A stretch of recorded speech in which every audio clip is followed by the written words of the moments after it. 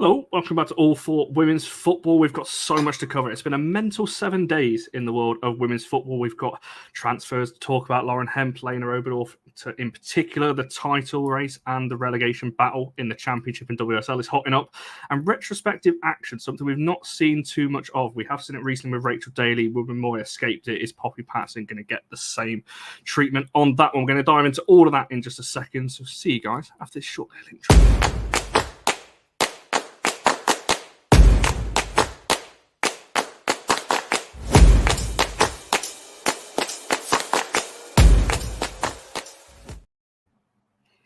Hello and welcome back. As I said, I love that little intro because it's so different to the All for United WFC one. Obviously, that's just the United chant. I noticed everyone. It's usually Barry. It was Mia this time that was kind of bobbing along backstage as the intro was playing on that one. Hello to everyone in the chat. You may have noticed there is only 5 of us this week. Unfortunately, Meg is unavailable, so we hope, Meg, you get better soon if you're watching this one back. But we've got so many topics, as I just said a second ago, to get through. I'm not going to waste any more time. Let's start, shall we? I don't know which one should we... I'm going to start with Lena Oberdorf because someone has already mentioned, JJ's already mentioned it in the comments. Now, this one, I think everyone, probably expected Lena Oberdorf was probably going to move at some point. It was heavily rumoured. Chelsea were linked, as JJ has hinted at there. Chelsea couldn't get the hands on her. But my question, I guess, around this one, the timing of it and the fact she's going to a rival. They've announced this mid-season. Bayern and Wolfsburg are separated by a point. They play each other in a few weeks' time. So Lena Oberdorf's now got to play the rest of the season with Wolfsburg and then go to Bayern at the end of the season. Jess, are you surprised on this one? What was your thoughts when you saw this one? And to be fair, it's not for a lot of money either. It's about 400,000. I think they've managed to get her for, which in women's football, I think it's about the 4th or 5th highest transfer for one of the best midfielders around. Is that pretty low, do you think? Yeah, I mean, we're starting to see that kind of upper bracket be pushed now. And I think in, her next move, assuming that her next move she goes for a fee, is going to be through the roof, I would expect. If her kind of career trajectory, can't get my words out, if it carries on as it should, then yeah, she is going to be pulling in some serious money because she is a fantastic player. She's got a really bright future ahead of her. I mean, from a Bayern perspective, what an incredible signing. I mean, to pull a player like that from a rival team is kind of insane. I was trying to think of a sort of comparable situation I've seen either in the women's game or in the men's game. And I can't really think of anything. To have a player already signed on a pre-contract mid-season to literally your biggest rivals. I can't quite believe that Bayern have managed to pull this off. But I mean, fair play to Bayern because they are sort of stacking out their squad already.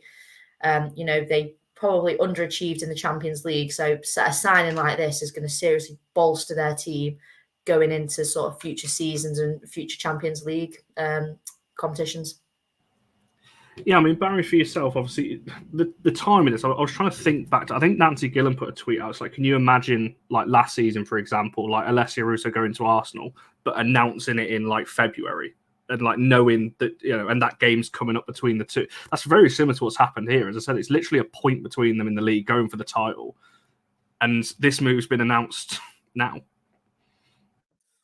Yeah, I mean, that is a bit weird. Not something that we often see, like you say. I think, look, it's a German record transfer fee for a start, so that's quite a big thing. And it's also quite interesting to see these sort of things happening whereby, if you're buying, you're going to want to announce that, aren't you? She's rejected Chelsea, she's rejected PSG, two big clubs in European football. So it makes complete sense that Bayern are going to want to do that. Also, it gives them that little bit of, should we say, an advantage perhaps in the German league there, because what they're showing is that they are emerging as the top side. Wolfsburg have been obviously very, very good over the years, and Oberdorf has the distinction of being one of those players who I've heard of over in the European leagues, which is no mean feat, let me tell you that. So I think that it's a really good signing for them. It shows that the work they did in the UWCL, that was a really good group that we were watching. Obviously, we spoke about that a couple of weeks ago, and it was an absolutely unbelievable situation for them. I think they're clearly looking to strengthen because they want to go one better and do better next season. It's absolutely the right thing to do. Wolfsburg had some great players coming through. Pernilla Harder is obviously one of the ones that you think about first of all. Mary Earps, I believe, played at Wolfsburg as well. So, look, Bayern and Wolfsburg are two of the biggest teams in Germany. But yes, it's 100% one of the weirdest things ever to see something like this being announced for such a big player at that time of the season. Because, like you say, there's a lot still to happen. And I think psychologically, that's going to be a bit of a blow for the Wolfsburg fans and the players as well. Well, you're not wrong there. I know some Wolfsburg fans, and seeing the Lena Oberdorf has done her own little post. I don't think there was anything wrong with it, but I saw the reaction from the Wolfsburg fans in the replies, and yeah, they're not very, not very happy. As to be fair, I totally understand it as well. I'll get to a couple of the comments in a second, but Mia, I'll come over to yourself. I mean, obviously you watched, the Italian leagues as well. Could you see this happening in Italy? This kind of being, because I spoke to some fans in Germany, and they say this is not uncommon. That things get announced, during the season. But this to me just seemed, for such a high-profile name, fair play to Bayern for getting this over the line. But yeah, it just seems bizarre to me. Yeah, I don't think this is. They do a lot of loans to each other in the Italian leagues, but this is pretty big. And the only thing that I can compare it to, and not even really compare it to, is Emma Hayes obviously announced in mid-season that she was going to be America's manager for next however many years at the end of the season. It's just a case of Lena Oberdorf now has a responsibility to be a professional. She is still under contract at Wolfsburg. She is still a Wolfsburg player currently, but she's still young. She's still really young. So knowing that at the end of the season you're going to move on to one of the best clubs in Europe, you're going to play that club very, very soon. I think if you're a professional athlete and that's happened to you, in that game, you go out there and you show them exactly why they've bought you. You don't sit back. You don't let them win. You give everything to say to the fans that are watching, this is exactly what I'm about. This is what I'm going to do for you next season. But it's really weird. It's really, really weird. And very exciting for Bayern fans. Gutting for WSL fans. I would have loved to see her in the WSL, but someone said in the chat earlier, Germans just don't move. Lena Oberdorf to Inter Milan at like 29 she said it in her interview. If you can get Germans out of the Frauen Bundesliga, then fair play. But yeah, if I was Wolfsburg, if I was Bayern, I would have held on just out of the respect for Wolfsburg and Wolfsburg fans. But yeah, it's really weird. It's certainly, you are right. Obviously, I think I said this to my mate who's a Bayern fan. I said that she's just very German. Just staying in the league that in the country they're from. It's just a German thing to do, as you said there. When Lena Oberdorf was linked to Italy, I think me and Mia, you spoke about it. It's like, really? Like, she's going to leave Germany? That can't be a real transfer that's happening. But yeah, fair play. When you're rejecting the likes of Chelsea, who this season will obviously go further than Bayern and obviously likely potentially win the WSL as well. As I said, I'll get to some of your comments in a second of just starting some of those. But Laura, what's your thoughts on this transfer? And I guess how good of a player are Bayern getting in this one? I think it's an insanely good transfer. Like, I think the fact that we're also kind of outraged almost that is such a big name going to a rival. I don't think this reaction would have potentially happened if it had just been kind of, one of Wolfsburg's squad players, perhaps. I think the kind of stature and how well known she is in the game and how good she has been consistently at such a young age is feeding into the kind of discourse around it. And I think that just is credit to how good she is as a player and how important she's been to that Wolfsburg side already and how much she can bring to the Bayern side. And I think to see her playing next to Georgia Stanway when Georgia Stanway's back in her full stride is going to be a kind of really scary prospect in Europe for sure. I think that'll be really, really exciting to see. I think I agree with the comment that, like, thank God Chelsea didn't get her, because I think that would have been really scary in the WSL. But I kind of understand that as well. If you don't know who the potential next Chelsea manager is going to be, would you want to commit? Obviously, you said that she probably wouldn't move outside of Germany anyway, but would you want to commit to a side that you don't really know what their future is going to look like? Are they going to gel as well with their next manager? Are they going to do as well? So yeah, I think an absolutely quality player. Can't really be overstated how much potential she has, and it will be super exciting to see what she does at Bayern Munich. No, it certainly is. And I see your comment earlier, obviously, about Zadrazil. So I think it is going to be Zadrazil that drops out next season. I think it's going to be that Stanway, Oberdorf, and Pernilla Harder kind of midfield trio at Bayern, which is, the more you say that, last year 6, 8, 10, like they're taking the mick like with that as your midfield trio.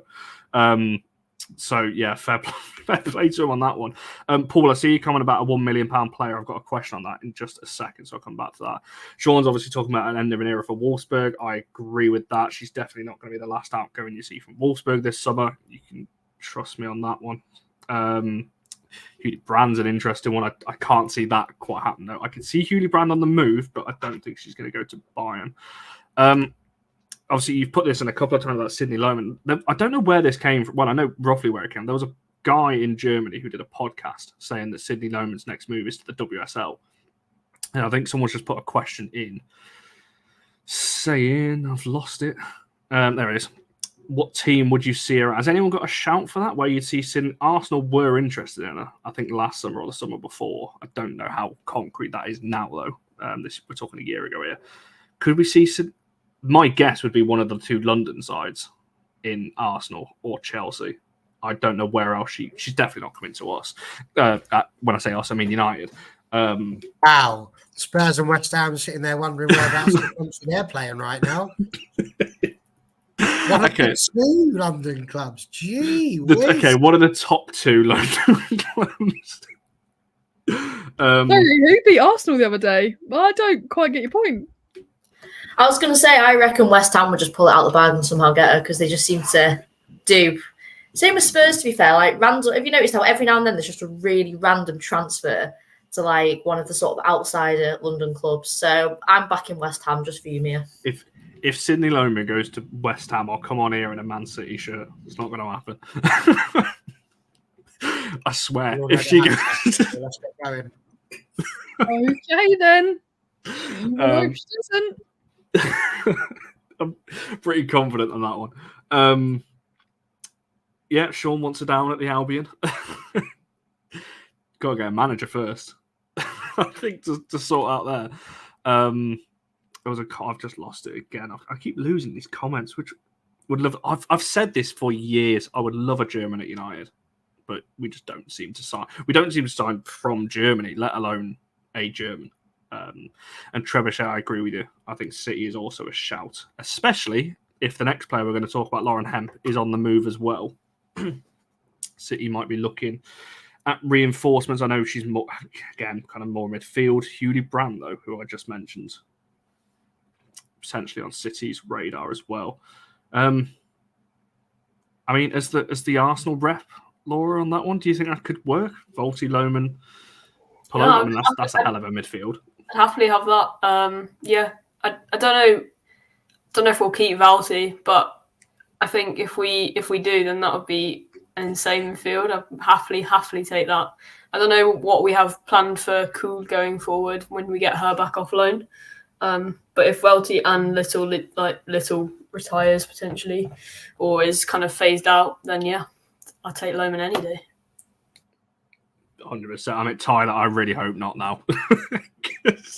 Now I've said that on here, these things can be clipped up, and that could potentially be gone back to. Erling, obviously, I can see your chat talking about Zadrazil. 100%. I say she's getting on. What is she now? 30? It's her birthday today, I think. Isn't she 31? She just turned 31. So, yeah, I would 100% take her at United. But again, another player, I just don't think she's going to leave Germany. But that's not a bad backup. You do need rotation. So Zadrazil and Oberdorf switching in that position. Fair play to her. Yeah, I mean, Joe's kind of with you, Laura, talking about, Lohmann potentially similar qualities to Frida Marnham on that one. Speculation around Frida. Frida's an interesting one to keep an eye on, I think. I really don't know what's going to happen with her.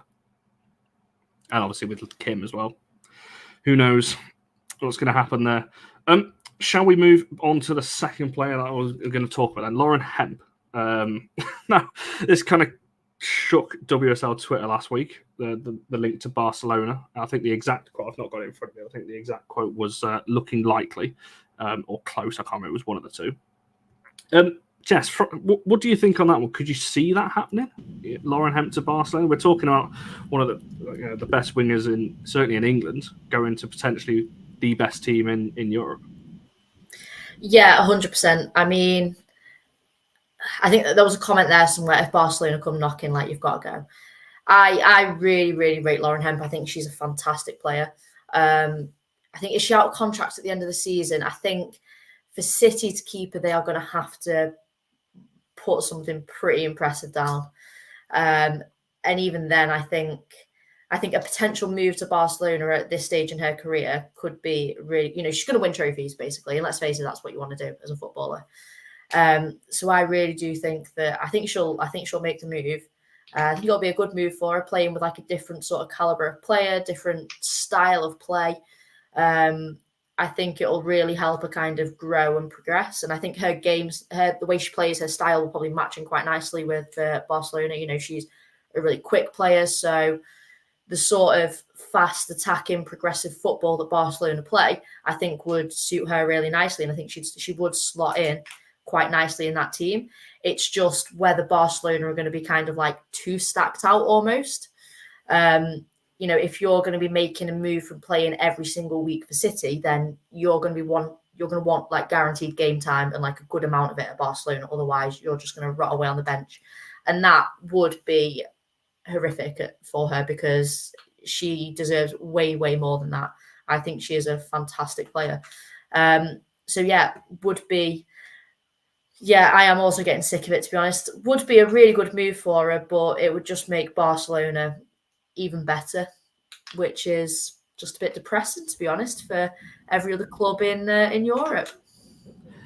You are right as well. It would be on a free in the summer as well. Obviously, TJ's talking about the rumour about Ada Hegerberg. If they get Hegerberg and Karshari as well, another player they're linked to, just cancel the Champions League. There's no point anyone else trying to compete for that one with that squad that they're building over there. Mary, what's your thoughts on this one then? Do you think, from Lauren Hemp's point of view, obviously we know she's at City at the moment, she's doing well there. Could you see this move happening? Do you think that, Jess addressed the comment a second ago, when Barcelona come knocking, it's pretty hard to say no, isn't it, when you're talking about at the moment, the best team in Europe? Well, I think they're definitely the best team in Spain. Real Madrid was at 9 points, 11 points, something like that behind in the league. So they're struggling. We don't know for a fact that she's going to go to Barcelona, but I do think about this a lot insofar as, I look at our players that Manchester United have had specifically, and I think about if they wanted to move abroad. We look at Onabache, obviously she did that and went back to Barcelona, slightly different because she's Spanish. But I think we also need to recognise that the women's game is growing. And because it's growing, so the opportunities and the chances to go elsewhere. And whilst I can understand City fans perhaps being upset if she does choose to go, which would make complete sense.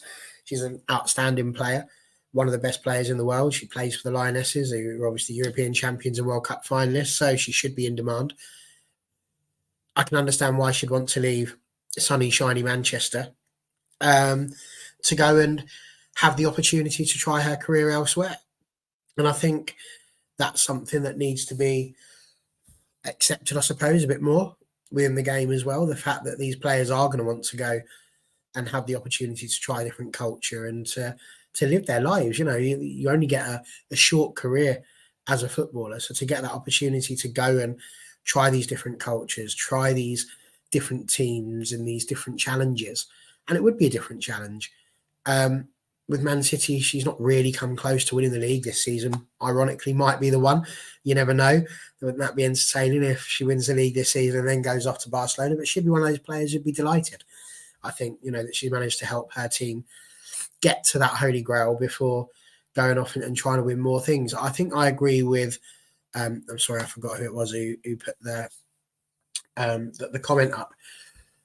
But about Sean saying that they might be a bit stacked. And I think that's the only thing sometimes is when players go off to these big teams that are already doing really well, the ceiling, like if they're up here, you've got to kind of be here to try and break into that first team. And I think that's going to be the hard part for her. Clearly, the team is already doing really, really well. And if they go on to win the Champions League this season, is she going to be first choice? Is that a case of trying to break into it? And does she have the capability to do that? Or is she just going to be one of those who comes in and sort of, like say, get lost in the shuffle and doesn't get the opportunity to play so often? So I think that's the big thing. But equally, I can totally understand why she'd want to go and try her hand elsewhere and have the opportunity to do something different, because she's only in her early 20s. Why would she not want to have that opportunity to go and live her life now before she's got any other commitments or tied down to do anything else? You know, fair play to her. Also, it makes Man City worse, which is fine by me. Even if you do want to wear their shirt, Connor.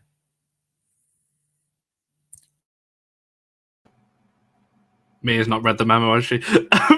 I'll ask you, Mia, anyway. Just your thoughts on it in terms of, I've got nothing really. It's the same question. So, look, Laura, feel free to follow in after Mia on that one. Okay, sorry, I was fully expecting a question. I zoned out a bit. Right, so, this is an unbelievable transfer if this happens. It's a real shame for City if they don't get anything for her. I think that's criminal. But I also think with Lauren Hemp, and I hear what Jess and Barry are saying about how there is a risk there because Barcelona has such a good team that she could get lost, as she could sit on the bench and she won't have as much game time as she does at City.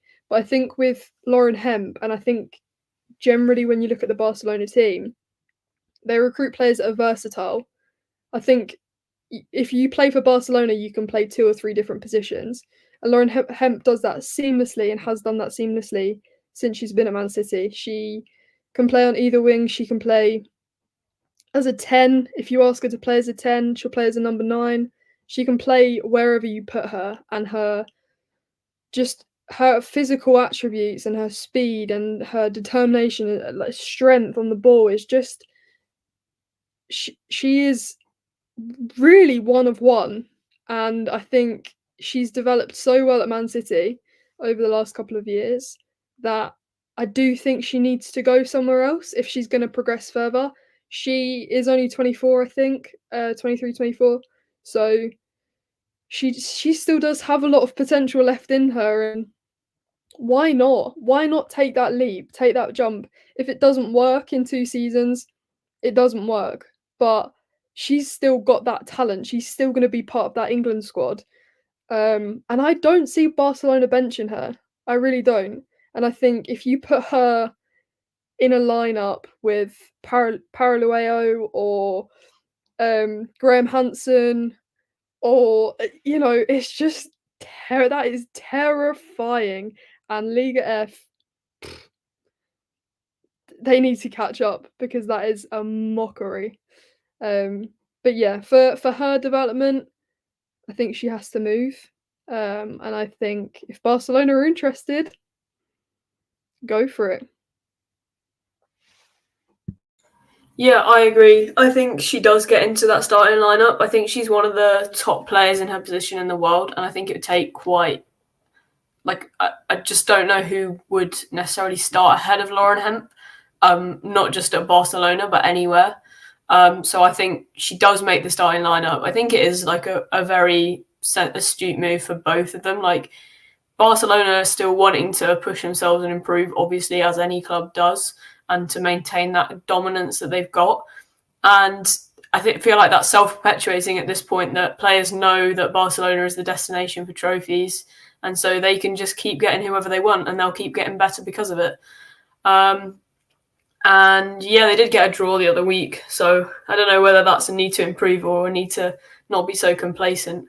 But I think you are guaranteed trophies, and it makes sense. I was trying to think, like, what would City need to do to keep hold of her services, and I don't think any team can offer what Barcelona offers. I was thinking, because now they're pretty nailed on for Champions League. I don't think they're going to miss out on that. And the league title, like whether they win it or not this season, Lauren Hemp's either going to get it or not with them. And I think almost them winning a title might be more of an impetus for her to go to Barcelona, because it's like she's ticked that off with City. She probably won't win a Champions League with City. So she's done what she wants to with City, and she can go off kind of knowing she got that for the club. So I think almost like a really close title race, if she hasn't already decided by that point, could be the thing that makes her want to stay and think, you know what, next season I want to win this with City. But I still don't think. She'd be silly to not take that opportunity. I think, as everyone's kind of said. That draw that you referenced there, wasn't that Barca's first drop points at home in like 70 games or something ridiculous? Like, it's a crazy record that they're on. Yeah, it was absolutely incredible. I can't remember the exact figures, but it was like silly. Yeah, they're certainly by far the best team in Spain. I'd fully back them, I think, to win the Champions League again this year as well, with the team that they've got already on that one. Yeah, a lot of the comments agreeing with you in terms of getting into that 11 over at Barca as well. There was a comment about Chloe Kelly as well. That kind of leads me into my last transfery question. Trevor says, obviously, talking about Chloe Kelly, if she could leave.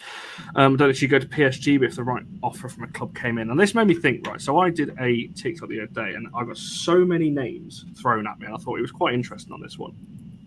So I'll ask you, each of you, it's a two-part question. One, when are we going to see the £1 million barrier broke in women's football? I think Kundananji is now the highest, 800,000. So we're getting very close to that £1 million mark. So first question, when are we going to see it broken? And secondly, who do you think is going to break it, either team or player? You don't have to think of that one, by the way. That's just a secondary question if you've got a name to mind. There was loads thrown at me in my TikTok comments, some realistic, some not. Jess, do you want to kick us off on this one? That two-parter? Oh, no, not really, because I honestly don't know. That being said, I think we are getting ever closer to the sort of first £1 million transfer, or €1 million, $1 million, whatever you want to call it. I know it's sort of started getting thrown about with a lot more seriousness after the Euros. And I think now with, I'm not even going to try and pronounce the name because I just can't do it. It was like 800k. You know, we're getting very close now. So I would expect within the next sort of 2 transfer windows, say the next 2 summers, maybe even this summer. I think realistically, the only team that is going to be able to sort of afford a player like that is going to be like Barcelona, although aren't they in like they're supposed to be in like massive debt. Maybe Chelsea. It wouldn't surprise me if Chelsea did it, to be honest. And that would probably make me want to cry. In terms of what player I think it will be, I think it could come out of left field, because with women's football, as we've seen for years and years and years, quality players move all the time on a free transfer. Like if Lauren Hemp goes, she's going to be out of contract, right? So that's a player there that potentially could be worth £1 million in a few years' time, or if the market was slightly different now. But she's going to go on a free. I think in the comments already someone said Hagerberg. I'm pretty sure she's out of contract with Lyon at the end of the season. So again, you've got Ballon d'Or winner, literally one of the best players on this planet, is going to go on a free potentially. So I think that's what will sort of throw a spanner in the works and maybe delay the whole leaving on a free. The whole getting £1 million transfer, because so many players have kind of short contracts and just leave at the end of their contract. So I'm really sorry, but I don't actually have an answer for you on who I think is going to be the first £1 million player, because I literally don't know. I'm trying to come up with someone just. The reason why I asked is because I got a lot of comments, as I said, and Paul's obviously mentioning Bon Matty, and the reason why I would say no to that is because I just don't think she's ever going to leave Barca. I'm trying to think of someone who I think is going to leave, but who isn't going to be out of contract. And I really don't know. Maybe all that Paul has followed up. To be fair, maybe I am going to reverse that and say Sophia Smith is going to leave NWSL. Don't know where she's going to go. In fact, I said Chelsea before, so she's going to go to Chelsea because Sam Kerr is going to go. and Chelsea are going to pay £1 million. That is going to be so wrong, but that is. I'm just going to throw that out there. That was my shout. I said Sophia Smith as well. Any other name or anyone else want to add on that one in terms of when we think it's going to get broken and potentially who by? Well, I mean, your question is an interesting one because do you definitely mean pounds? Because if it's pounds, that's going to be 1,168,300 euros. If it's euros, then that's only going to be £855,944.53 of your English pence. So, as you can see, there's a bit of a variation there in your question. But if you're talking about £1 million, am I right in saying it's 625 grand at the minute and at that BFC just set? Is that right? I'm trying to do convert. It's 800,000 euros, isn't it? So I'm trying to think what that is. You're talking about euros. Which one do you want to go for, mate? Euros or pounds? It's a very important question. We'll go with Great. We'll go with that. I'll tell you why it's important, Connor, because if it's euros, you're literally only talking 150,000 euros. The graphic I saw was euros. Let's go with euros because that's the graphic I saw. So 200,000 away at the moment. Okay, so in that case, it just needs to be £855,000. Like I say, it's not much, is it? But the fact that it's already at such a close figure, I think, points out. I've got no idea who it will be, not a clue. I can't possibly say that. What I will say is it will depend very much on need and want, but mostly necessity. It's where does somebody need a player and how badly do they need them? And it'll be someone that then has to pay a little bit over the odds to try and prize them away.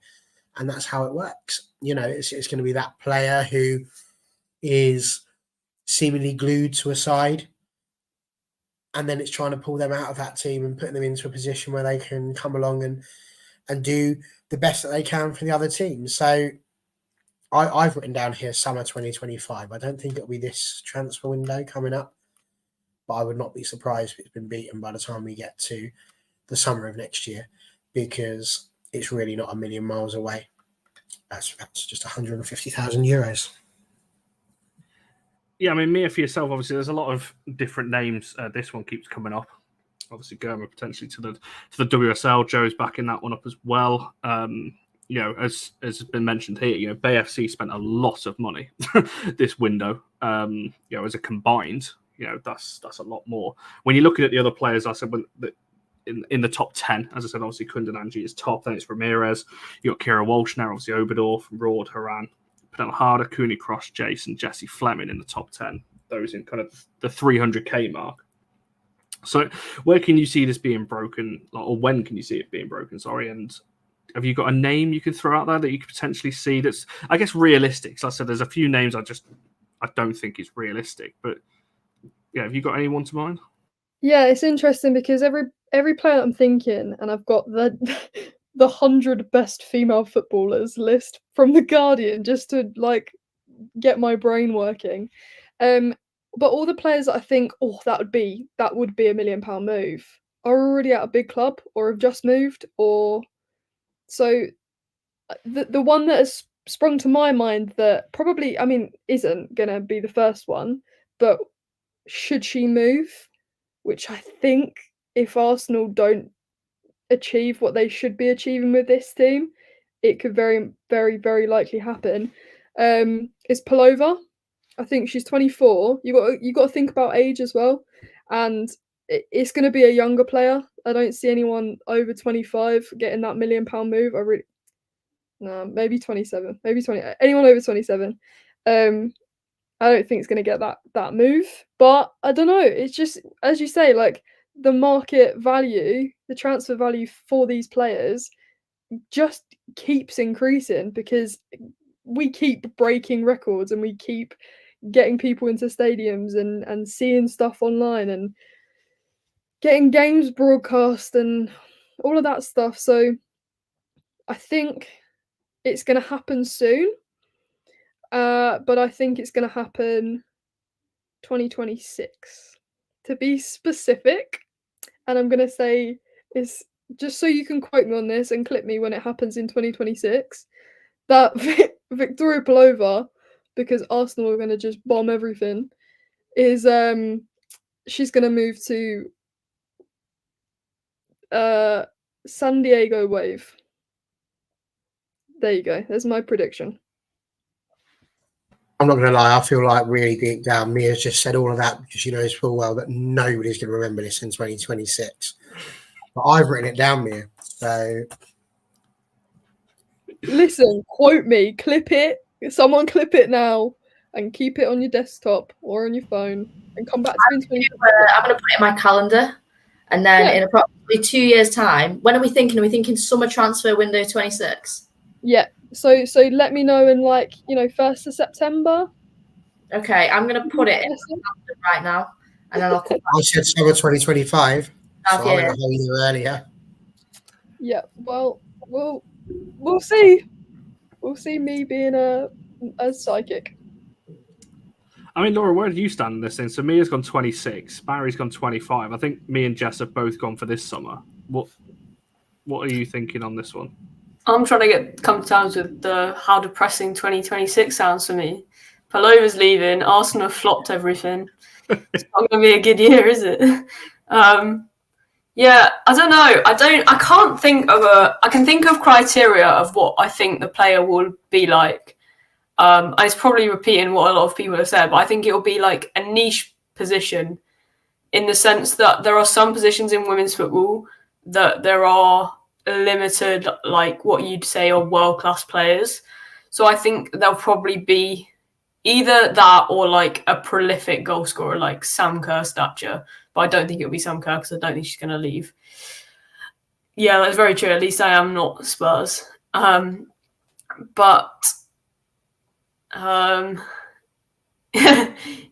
Spurs are getting kicked in today, aren't they? First of all, they're not a club in London, and now Laura's like, yeah, at least I'm not Spurs.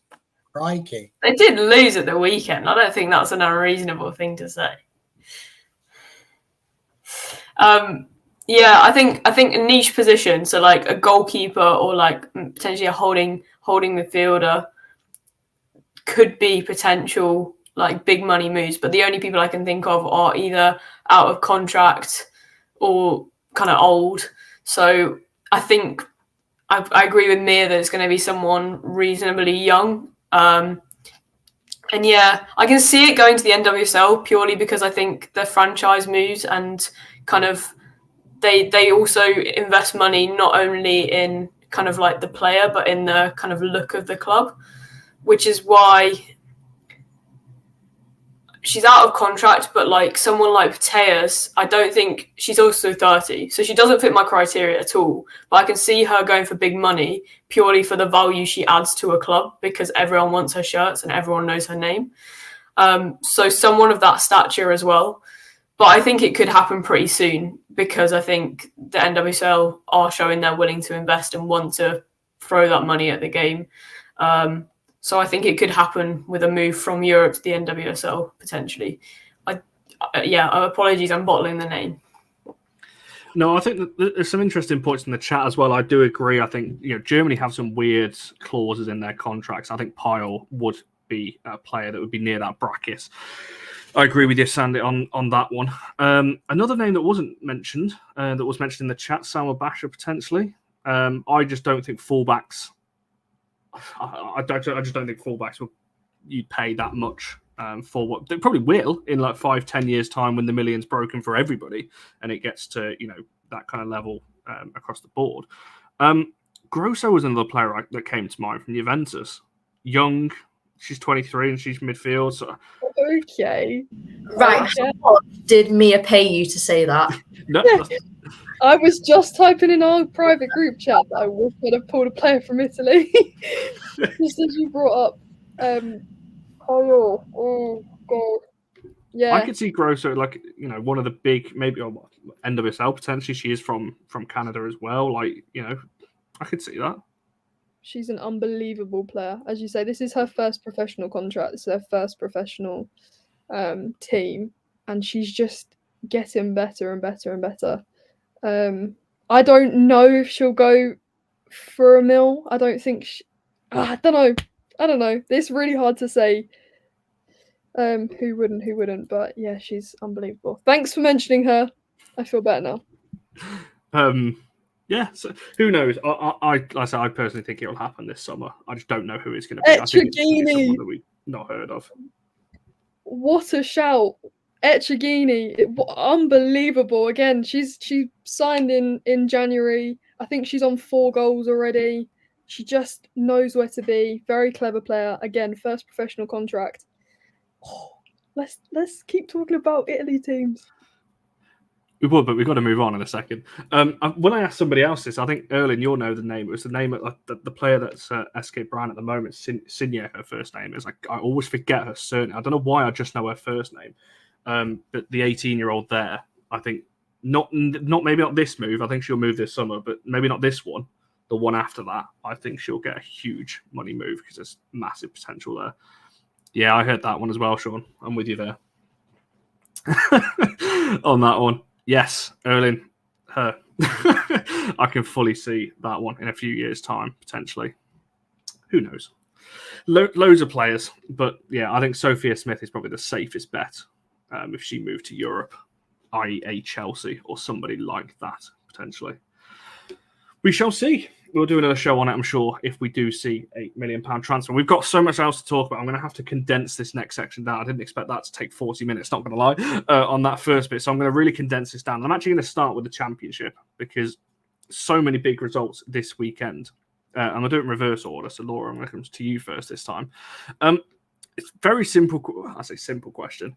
Who's getting promoted from the Championship and who's going down? And how exciting has the Championship been? I don't know how much you've watched of it. You might have watched not a single minute of Championship this season. But just looking at the results of this weekend, you're looking at Sunderland beating Lewis, 2 goals in the 90th minute, 95th, 97th to beat Lewis, and that would have taken Lewis out of the relegation zone. Sunderland have now gone to the top of the league with that win. What have you made of the Championship? And like I said, those 2 questions, who's going down? Who do you think's coming up in that league?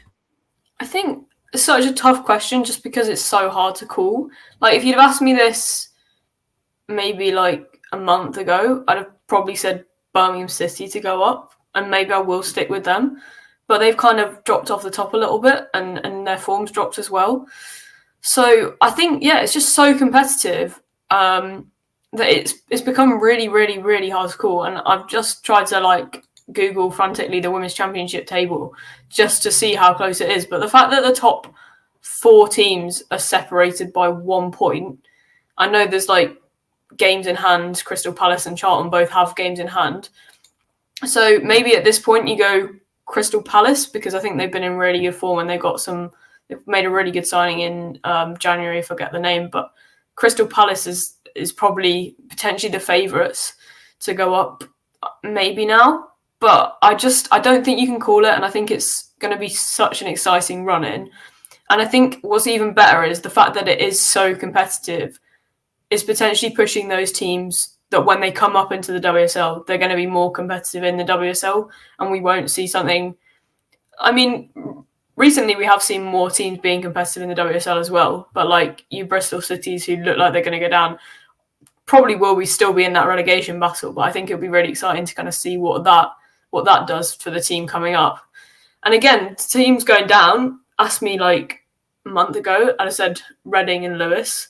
I think, sadly, I don't want to see Lewis go down because their club structure is really commendable in women's football.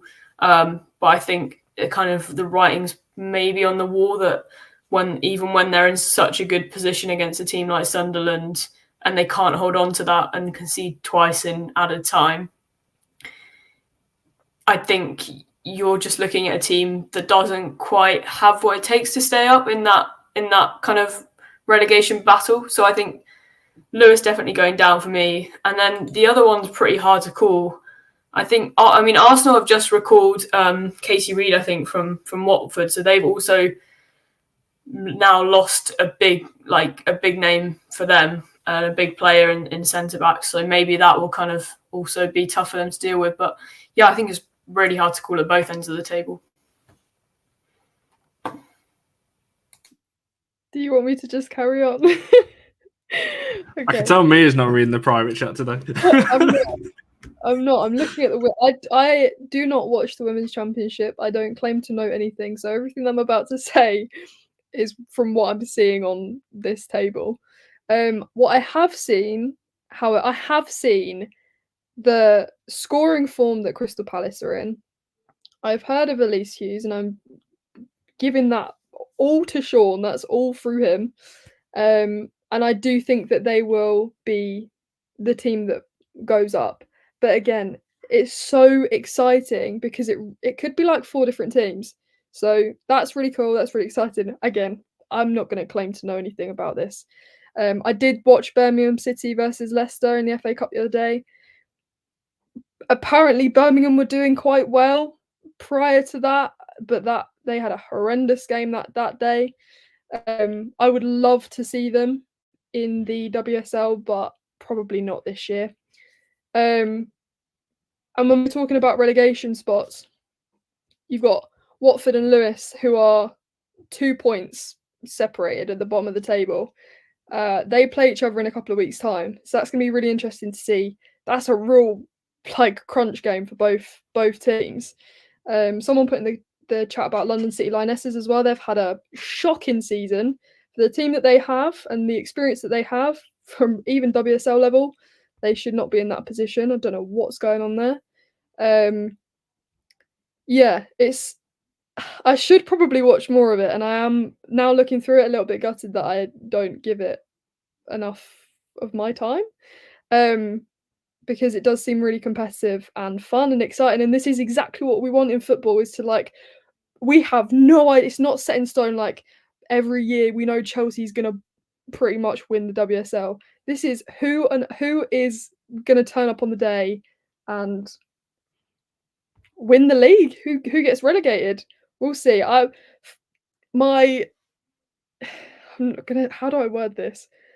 My sort of support for United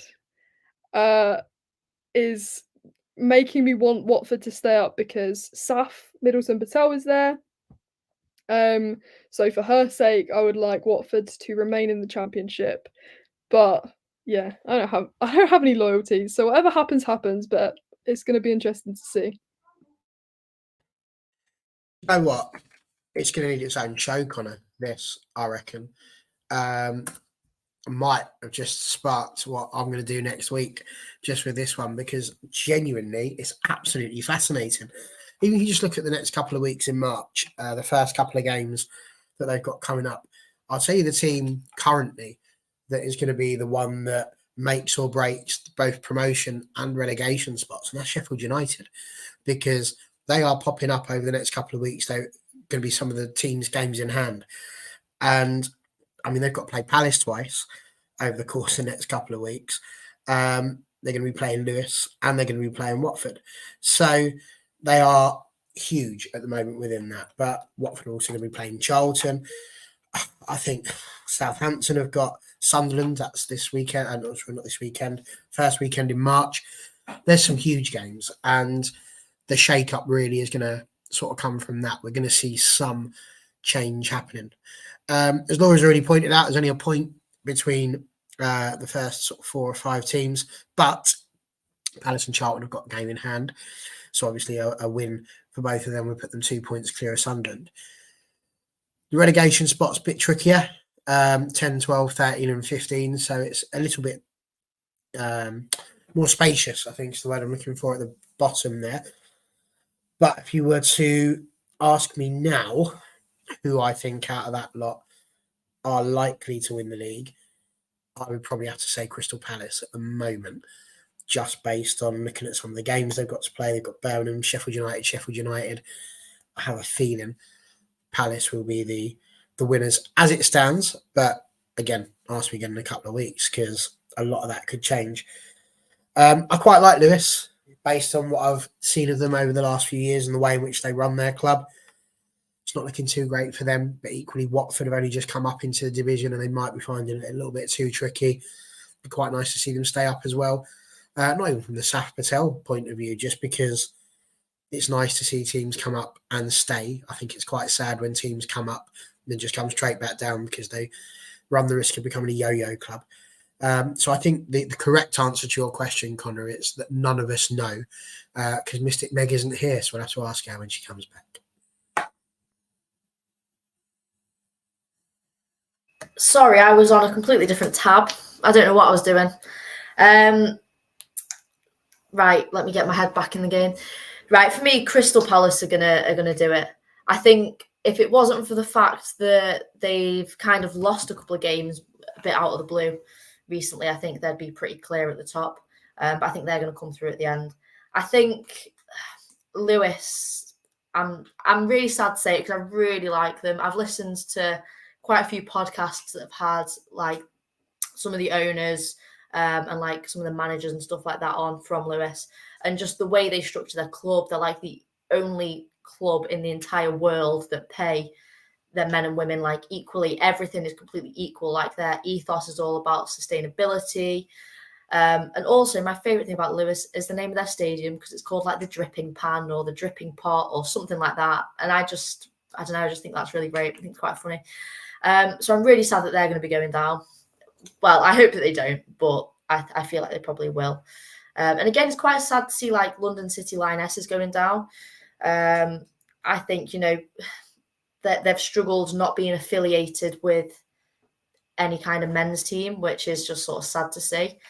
But I haven't really watched much Championship at all. And like we've already said, I saw this table earlier and was like, damn, why am I even wasting my time watching like WSL? Because this is actually potentially a lot more interesting, especially now that Man United aren't going to do anything remotely interesting. You know, there's the sort of latter stages of this season is going to be a wild ride.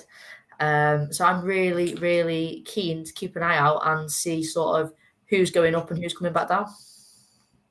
Certainly is, and as Joe made the point, the final day in the Championship, the current top four will play each other. So that's going to be utter madness. Southampton, Charlton, Sunderland, Palace on that final day. That's going to be incredible when it comes to that one. So, yeah, lots to keep an eye on when it comes to the Championship. I think Barry's right. There's probably needs its whole section of a show. I thought I'd throw it in there because, like I said, this weekend's results with London City picking up a point, the Sunderland comeback, the two goals towards the end. If John's in the comments, I want to see if you've still got a voice left. I know Anthony as well, who does the Sunderland podcast, was very happy on that one. Fair play to him for turning that one around. And still in the title hunt. And the other thing to mention as well, it's kind of sad to see Reading down there, to be honest. Obviously, been in WSL for a number of years, obviously recently got relegated, and to see them now near the bottom of the Championship and could go down as well. It is sad to see. It's not good to see teams dropping like that. Moving up a division in the WSL. So, again, I feel like this is going to need its whole other show. So I'm going to ask you similar kind of questions because I do want to get to the last section about retrospective bans and all that kind of thing. Obviously, we saw over the weekend Arsenal winning and City winning. That has really changed the dynamic at the top of the table. I think that's brought... Well, it's obviously City and Chelsea now level on points, level on goal difference, and Arsenal now fully back in the title race. I think I'm correct in saying if they win every single game now towards the end of the season, Arsenal could win the league because obviously they've got Chelsea and City both to play in that. So it's now back in anyone's hands in that top three. And also at the bottom, I said on another video that I feel like Bristol probably needed a point or something from that game to stay up because their fixtures are very tough. So I'll ask you a two-part question. Firstly, are Bristol now down? I'll actually come to you, Mia, first on this one because you've not gone first in this whole circle, and I'll come to Barry first in the last section. So, Mia, I'll start with yourself. Is that Bristol now pretty much relegated? Do you think? I think it's 6 points they've got to make up, and also where can you see the title heading out of that top three? Now it's all a bit shaken up. Yes, I think Bristol are down. I think they have. I think when you look at their points, it doesn't explain the whole season. I think they've been in a lot of games where people would have just written them off. They have absolutely battled the whole season. But at the end of the day, just quality wasn't there. That it might be. There's a lot of inexperienced players in that squad. Obviously, they brought Megan Connolly in made her captain straight away, which I'm always a little bit reluctant about teams doing that, buying players in and then just making them captain. I think that's a bit weird. But anyway, I do think they're down now. Yeah, and who will win the league? Probably Chelsea, I guess, because they win all the time. Who would I like to win the league? Somebody else. Anybody else. Literally anyone else. It's really hard because when I think of, I have a think about Chelsea this season, and I can't ever remember them not being on form or like on top form. I know they had there was a bit weird because they lost Guru Wrighton for a bit, and then they lost Millie Bright for a bit, and it was all. But they've never been bad. And then I've just looked at the table and like City are on their heels. I think I don't know how that's happened, but anyway, I would like it to go to anybody else. I don't like the fact that we keep having the same winners. That's boring. Let's bring someone new in and celebrate something else. Thank you. It's certainly going to be interesting. I mean, near the bottom of the table, Sean does make a good point. It is Bristol, and it's at Bristol as well. It's at Ashton Gate. The reason why I made the point a second ago, it is 5 points, not 6, the gap between Bristol and Brighton. So you raise an important point there, Sean. If Bristol do win that, they go 2 behind Brighton.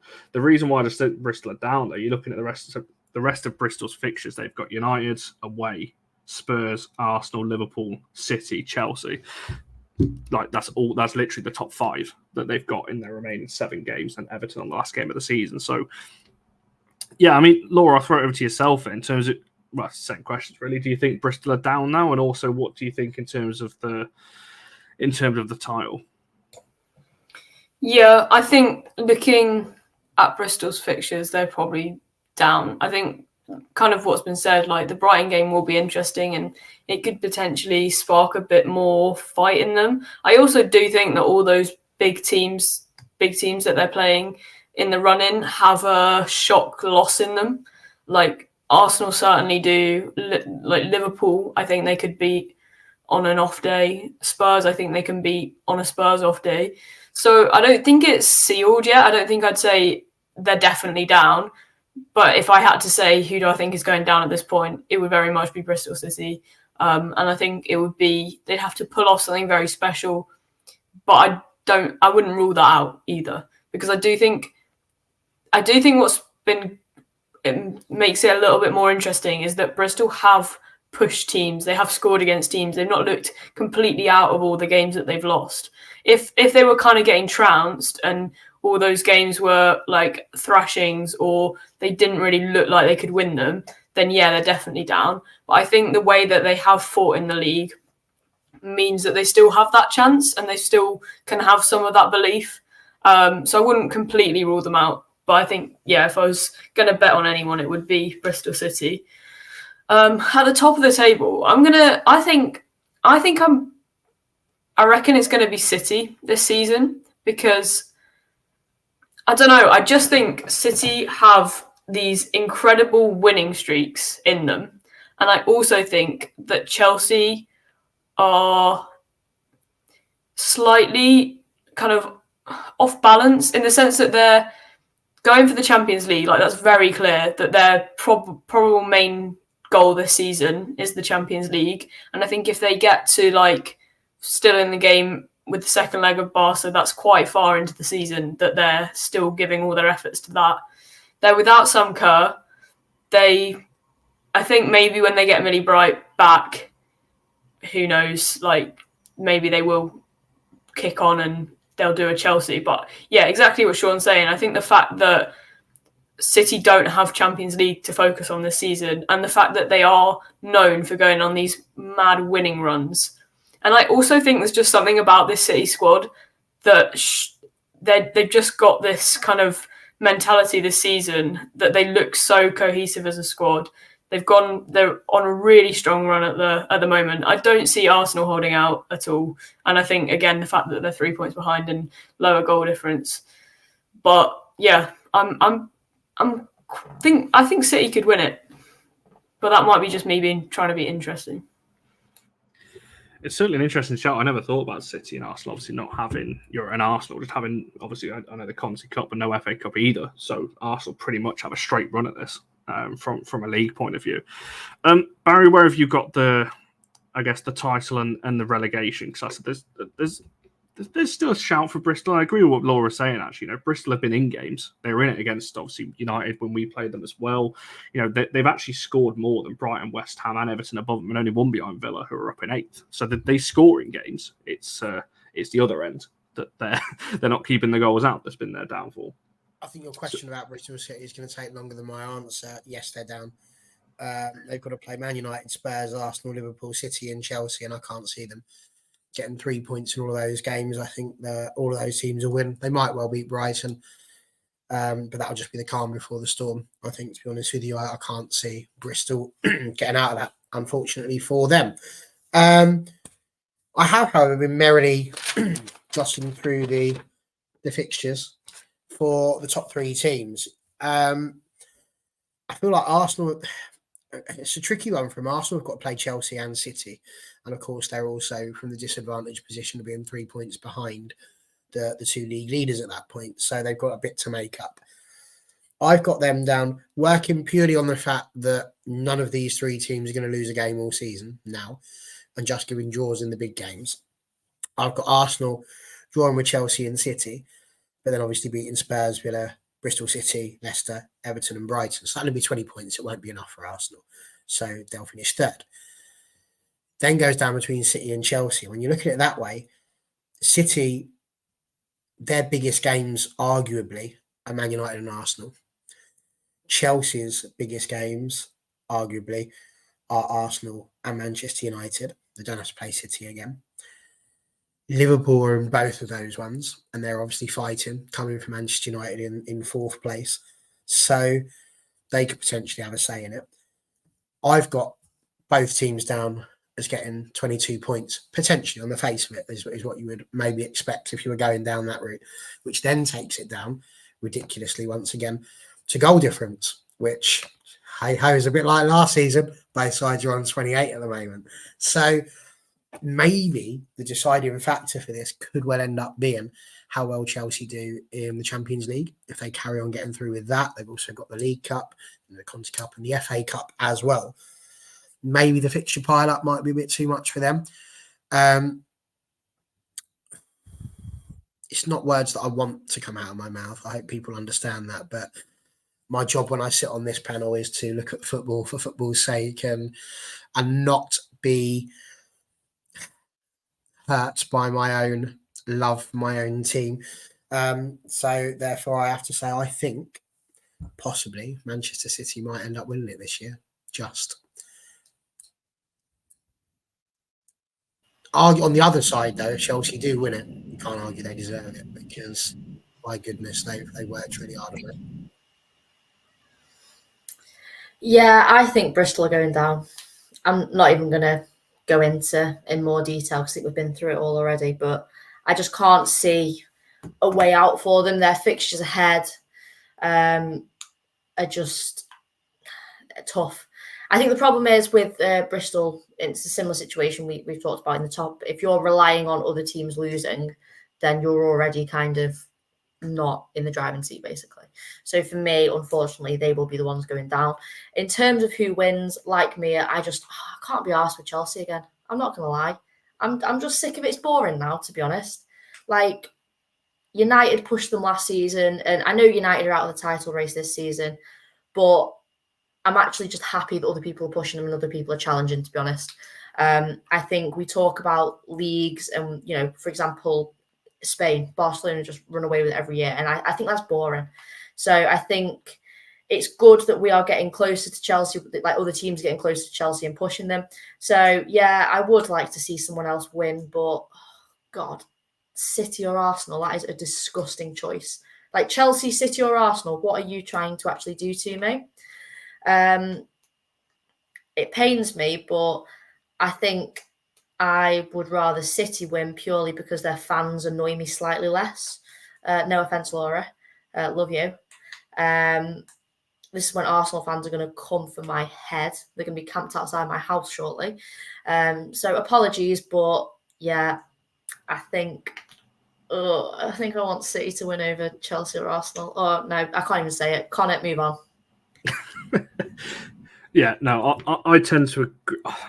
I agree. I do think City will win it this season. I think that the firepower they've got, and not that Chelsea don't have this, by the way, but I just don't think they've been fully on it as they have done in previous years. And as Laura said, City are capable of just putting 10, 15 wins in a row together, and without Europe as well.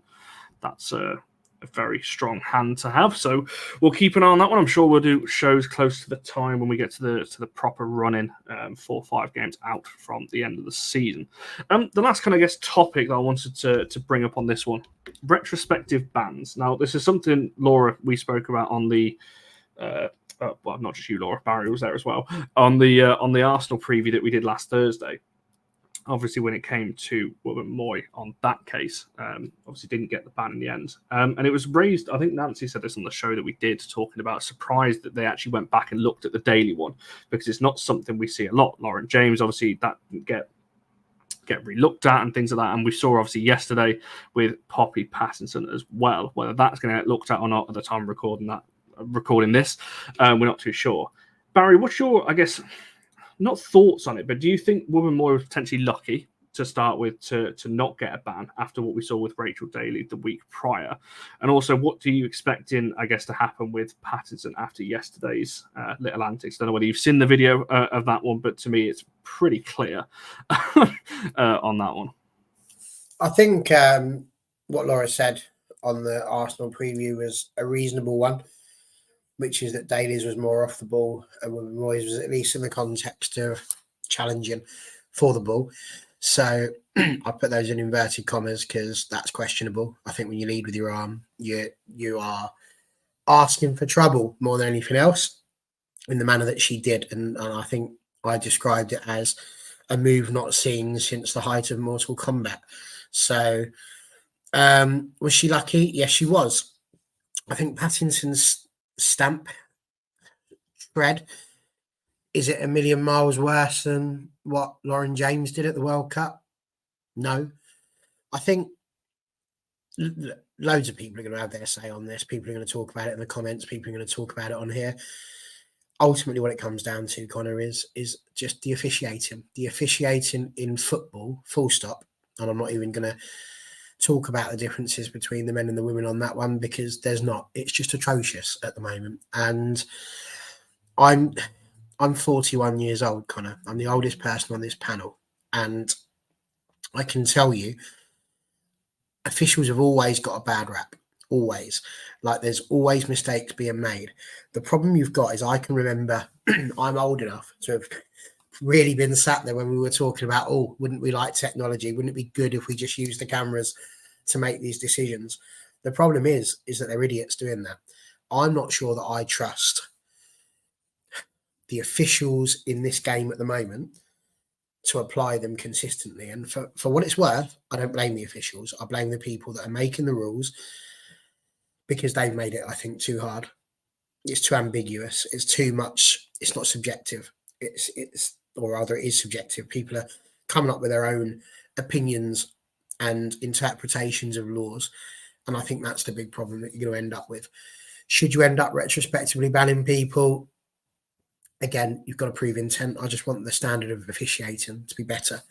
I want us to be in a situation where not every game is us talking about the consistency of an official. Paul's just said it there, consistency. I've just seen it in capital letters as I look down. It's ridiculous. It's so inconsistent. We spoke about the Man United Arsenal game at length earlier on this evening on Orf United WFC, and there was a challenge made by the Arsenal keeper within the first 30 seconds, which was just given as a corner. People still arguing as to whether she got the ball, whether she didn't.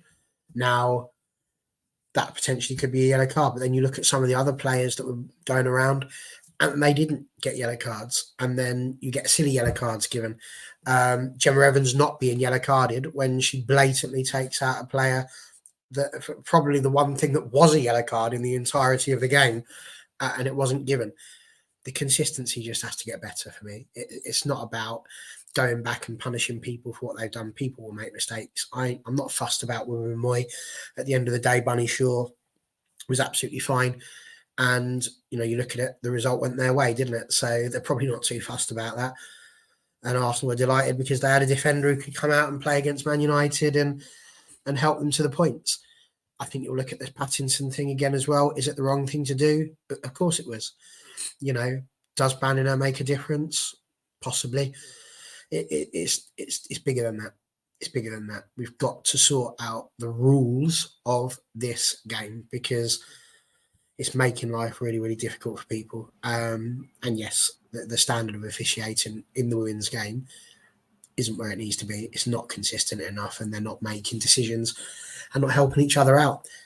You can't then talk about the technology. The grounds that the women are playing at aren't conducive to having that technology. Some of them don't even have places for you to put a camera, so they can't even get on the FA player. That was the problems we were having last season. If you had an FA Cup match, it couldn't be streamed on there because there wasn't a place to put the camera. This is why we've got to start getting women's football in proper stadiums that have this ability, especially if you're talking about the WSL. It's just the highest level of women's football. I'm not talking about when you get to tier 4, tier 5. You expect that to have a level of inconsistency. The top level should not be having these sorts of issues in the manner that it is. So I think it's deeper, way deeper. I mean, Mia, Barry's raised some important points there. Obviously, the inconsistency is a big thing. I'm sure you're all gonna mention on that one. Going back to obviously the instance in particular, again, were you surprised that they did go back and look at the daily one? Because I said it's not a consistent thing that we see happen, that they do go back and give that ban. I said retrospectively. I struggle to say that word a lot of the time. And we've seen other instances throughout the season that they've not gone back and looked at. Yeah, I think as soon as you look back and decide that Daly's was a red card, and it was a red card, these two that we're talking about now, you have to do the same thing for. If you don't see it in the game, you have to do it for, because regardless of whether you win the game or not, a red card is a red card. If Lotte Wubben-Moy wasn't on the pitch for the United game, it could have been different. Just because City won that game, Barry's shaking his head at me. Just because City won that game there and then, Roy not being on that pitch would have made zero difference to whether or not Manchester United won that game. They could have taken 10 of those players off, and I'm not convinced it would have made a difference. But there we go. Okay, taking the situation out of it, if Arsenal lose one of their first team players, it makes a difference to them, to how they set up. As much as it doesn't impact the fact that City won that game, it should have been a red card there and then. They didn't get it. Okay, that's fine, but it's still a red card. Take her out of the next couple of games. That's how it should be. Poppy Patterson as well. With the Lotte Wubben-Moy one, I don't think she's got a malicious bone in her body, so I don't think it's intentional. But equally, if you watch it back, her arm flies in before she does. And that's the problem. When you jump up for a ball, or if you're moving forward, you don't need to have your arm up here. She should know that as a defender, as a top tier defender. She should know that.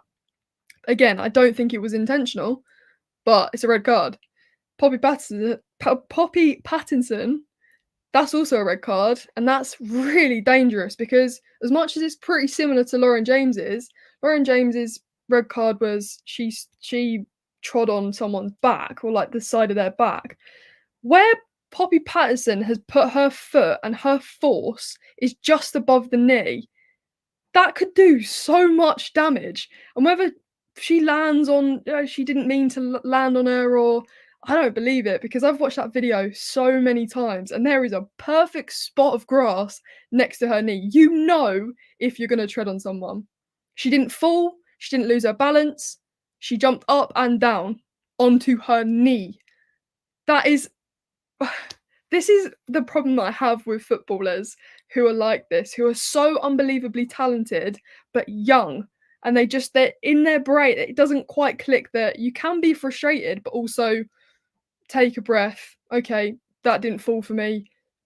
Whatever, you brush it off as a professional athlete. I can't say whether Poppy Pattinson did that on purpose, because only she knows if she did that on purpose. But what it looked like was bad. The placement of her foot was awful, and that's a red card. She shouldn't be playing in the next couple of games. The thing is, you can't judge intent, can you? That's the thing. You can't. You can't officiate on intent. No. You just have to go by what you see. Exactly. And those two that we're talking about, you take intent out of it, what they've actually done is violent. It is, as you say, whether you mean to do it or not, it's not nice to keep watching back. And the fact that if I was Sophie Roman Haag on the floor, I would be screaming about it. But she's strong. She's Scandi. They're made of the strong stuff. But yeah, it's insane. They need to keep that consistency of, if you're going to check Rachel Daly's, if you're going to give her a red card, you have to do the same for that. But let's do it in person first. Let's make these decisions on the pitch first. Let's not have to keep going back to them. Just want to point out to what Joe's saying there. He's saying about it would have only been a yellow at best in his eyes. Elbows cause massive drama. Just talked to Gary Mabbott from years ago. It's not a good thing. You can't lead with your elbows. So to sit there and say it's just a yellow, I can't go with that. It was a red, but it just comes down to, again, inconsistent officiating. Yeah, I tend to agree on that one. I think your point about get it on the pitch first, especially with the Pattinson one, because the linesman is right there, less than a meter away, looking right at it. Roman Haag then points up to and just like, did you see that? And he just runs away. Like, he doesn't even acknowledge what Roman just said to him, and he's off. And I'm just like, what? Like, I don't know. I cannot. That one in particular, the loss of what I can kind of see, it gets missed, whatever. That one, I'm amazed that's been missed from someone who stood literally less than a meter away. Laura, if I come to you, I don't think I have it because I started with Barry, so I'll come to you next on this one in terms of your overall thoughts on retrospective bans and I guess the three incidents that we're talking about on this one. I have to say I disagree with Mia, because I don't disagree that any of them were red cards. I disagree with the retrospective action in the sense that Daly's was off the ball, so you can judge it to the referee the referee wouldn't be expected to see that. Daly stood on the goal line away from the action. You can retrospectively give that because that's not part of the play. Lotta Wubbenmoy, if the referee had seen that, yes, it's a red card. I don't deny that. It's a penalty. I don't deny that. But because it was in play and the referee has missed that in play, you don't go back and look at it because it was in play, and it's like the referee has made a decision on that. Like, the decision has been made. Whereas the Daly one, I don't think there has been a decision made on it. So it's almost like if there's been a decision made, you don't go back on it because that's where a judgment has been made. Whether that judgment is right or wrong, it's like that's not then questioned once you move on from it. Because I think the Lotta Wubbenmoy one, that had been a decision made, technically it was wrong. I don't disagree with that. It should have been a red card in the game. But I think once that decision has been made, that's it. Decision over, it's wrong, move on. Whereas the Daly one, it's like it wasn't kind of in the eye line, which is where I think the Pattinson one becomes messy because it's clearly been missed, and I'd say a decision hasn't been made on it. But like you both said, like a decision should have been made on it because it seems so clear, like that it was right under the kind of linesperson's eye line. So yeah, I mean, I'm just going to agree with everyone in that officiating needs to do better, essentially, because that shouldn't have been missed. I think, in my eyes, I think that one can still fall under the decision hadn't been made because it feels so blatant and still kind of out of play. It wasn't like a play at the ball. It wasn't kind of like a tackle, whereas I think Lotta Wubbenmoy's was kind of an attempt to get the ball. It was in that kind of motion of play. The Pattinson one is still off the ball. I think it can have retrospective action, and I would hope that there is retrospective action to fall in line with Daly's. But I would agree that's kind of messier, and maybe I'm being slightly hypocritical by saying a lot of Wubbenmoy's a decision had been made on and there hasn't been one on Pattinson. I think if you judge the Patterson one to be in play, then it should just be moved on. But I don't think, like, I think the referee was watching Lotte Wubben-Moy try and get that ball and didn't see that it was leading with the elbow or something, and so didn't judge it to be a red card. I don't think the referee saw that she intentionally stamped, because I think she was watching what the ball was doing or something.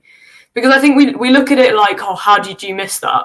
But I umpired for hockey, and oh my God, I would be watching things. Like, I didn't have any training, so no one come at me, but I'd be watching things, and there's like rules in hockey, like basically like a penalty box. Like, if it happens, it's going to be a penalty if it's in the box. And I'd be watching the ball so intently, I couldn't, like, this sounds so stupid, but I couldn't remember if it was in the box or not. Like, it is so hard. So if you're watching the ball, I can see why you would miss that stamp. But the stamp is definitely a red card to me. And like you said, it's like so dangerous. And so I think that should have retrospective action. But I think there is a difference between this like in play retrospective action and not in play retrospective action. I have to disagree slightly. First of all, if the refs put it in their report, then you're right, because the ref's seen it. We're assuming that the refs missed it, and they've made it, or that they've made a decision not to give a penalty and not to give a red card. But equally, you only got to go back to Toon and Samainen when she had the red card given, and it wasn't a red card because he didn't hit her in the face, and the video proves clearly that wasn't the case as well. So if you can do retrospectively there, reducing it and saying, actually, no, that's not a red card, equally, in all three of these instances, it depends on what's been given. And, you know, I know there was some pushback from Spurs fans. They weren't happy about what happened with Toon, but it was the right decision for me because it wasn't what the referee saw in her report. So I agree with what Paul's saying. The officials should be professional. I'm sure to a degree they are. I'm sure there's something about them being part of PGMOL, or at least getting training from them. But yeah, I think for that one, it does matter as to whether or not the refs seen it and actually put it in their report, as to whether it can be challenged and appealed and retrospectively dealt with. The fact they could do it for daily, the same thing. I see what you're saying. It's in the game, and so you would assume the ref has seen it. But it is an assumption at the moment because we don't know, because the referees never come out and tell us these things, which is annoying. Can I just add really, really quickly? And I hate doing this. I hate myself for saying this. But we have seen this happen in the men's, where they've pulled this back in play to, like, retrospectively to... I remember years ago, and Lanzini just produced the worst foul I've ever seen in my life. Game played on. They called it back a couple of days later and gave him a red card. I think he got like 6 games out for it. So but this is the thing. If that's the case and they shouldn't be doing it in play, that has to be a rule. There has to be some sort of like clear rule so that we're all on the same page. So it's like, okay, if it's off the ball and it's, you know, when we're not playing and it's just violent conduct, then let's retrospectively change those decisions. But it needs to be clear, because we're debating something here that we actually don't know what the rules are. We're just saying what we would probably do. So yeah, I don't know. I would agree with... I don't know what I agree with. I just think don't be violent on a football pitch. How about that? Yeah, no, and I think, Thomas, just to respond to your thing, if that's violent conduct, then McCabe should have been off on Saturday for pushing Toon over when she was nowhere near the ball and just decided to go up to her and shove her in the back for no reason. Point out as well, he then also says just a little bit higher. Sorry, Jess. If Shaw doesn't dive so much, then she'll be given more fouls. So, you know, I think he's very much playing the game there. You know, if she's diving, she should be getting a yellow card, but she's not. So, just saying, pick a corner, mate, and stick with it. Yeah, I'm not so sure on that one. Go on, Jess. Round off this debate on all of these. I think the problem is it's so subjective. It's not black and white at all, and I don't really know why that's the case, because if you watch other sports, for example rugby, there just doesn't seem to be the issues that we have in football, and that's for the men and for the women. I think the problem is with WSL, the refs aren't at the same professional standard as the players. Now, that is not the refs' fault. I'm not blaming the refs for that at all. That is just the structure. That is just how it is. You know, the women's game itself is like however many, 50 years behind the men's, whatever you want to say. And therefore, the refereeing is even further behind that. In terms of like reactioning plays, I think, again, it's difficult. How do you define violent conduct, all that kind of stuff? And I was telling Connor earlier, I played a game a few years ago where one of my teammates got stamped on in the face, like fully stamped on. The player that did it got a yellow card. That's it. So the ref saw it, gave a yellow, whatever. So my teammate tried to then take it to the FA because we had it on video. In fact, the video is probably still on my phone somewhere. Took it to the FA. The FA basically refused to do anything, refused to take it any further because they said that the ref had actioned it at the time and given a yellow, which is what they thought was right.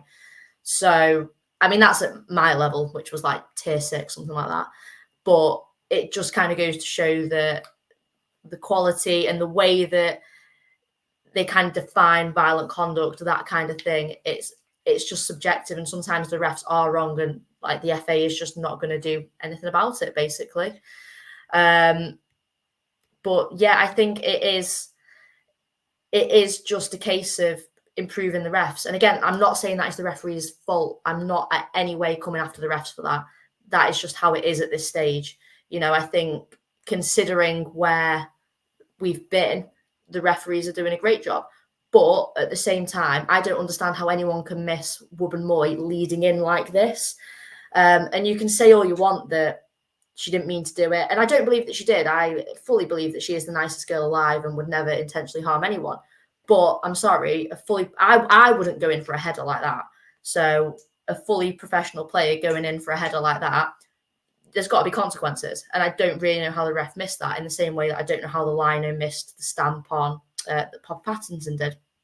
But it's just one of those things. And the only way we're going to kind of build from here is to just improve the standards of officiating. And again, that just means we need more investment in the game as a whole. So whilst it's great that we're getting players in, spending more on players, we can't forget that we need to improve the structure behind the scenes as a whole. So that goes for officiating across the board. And I don't think that VAR is the answer right now. Like we've already mentioned, the stadiums itself aren't there to support it.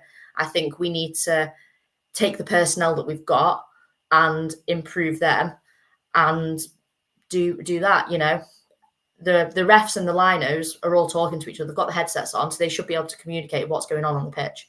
So I do think that the standard needs to be improved. But again, that all comes with the funding and just improve the infrastructure as a whole. Yeah, I think there's lots to be said on this one. We'll obviously wait to see what happens with Pattinson and obviously the outcome of that one. I don't know who's just put this in the chat. It wasn't me. I'm assuming it was Barry because he likes to fact check. There we go. It was. Well, I didn't want to interrupt Jess again, but absolutely, it's a fact that the FA rules. Just add a little look through what the FA does. There was a helpthefa.com. I just simply typed in WSL retrospective action. And it's to punish players who clearly committed a red card offence off the ball.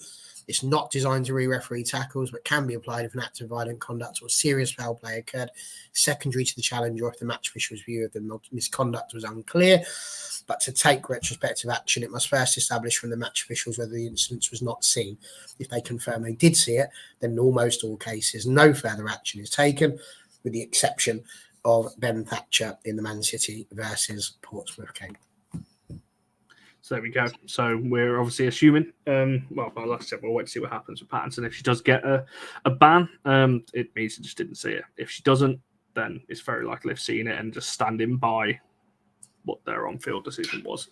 And yeah, I agree with you, Erling. Get that right first, I think, before we start looking at VAR. We only have to look at what's happening with the men's game of VAR and how inconsistent that can be at times.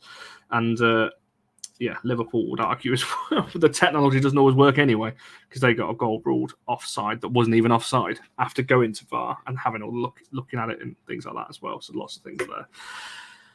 Right, we shall wrap it up there. We've covered a lot, and that's not even scratching the surface. There's so much happening across leagues. Well, we're into an international break now as well. There's lots going on there. Mia, you're off to where are you off to? I know you go off to watch a game, but I can't remember where it is.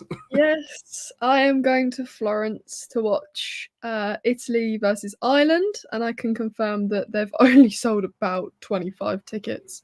So that'll be fun. I can't wait. At Florence with or without her machine?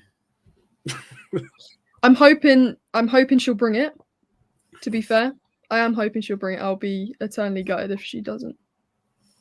There we go. So make sure you're following Mia and the All for Women's Football TikTok, Twitter, whatever, because I'm sure she'll be getting that good content while she's out there watching those games as well. I don't know what our next show is. It's definitely next Monday at the very latest, which is thrown back round to Barry in the hosting chair on that one. We may have a show before then. We'll keep an eye, obviously, with the international break. We'll see if we can muster something up over the next kind of 7 days or so. Make sure you're following all of our socials. I'll leave it in the description and things like that. Following these guys, all of their apps are on screen as well. Thank you to everyone in the comments. You've been absolutely brilliant. Like the video and subscribe if you're new around here. And we shall see you guys in the next one.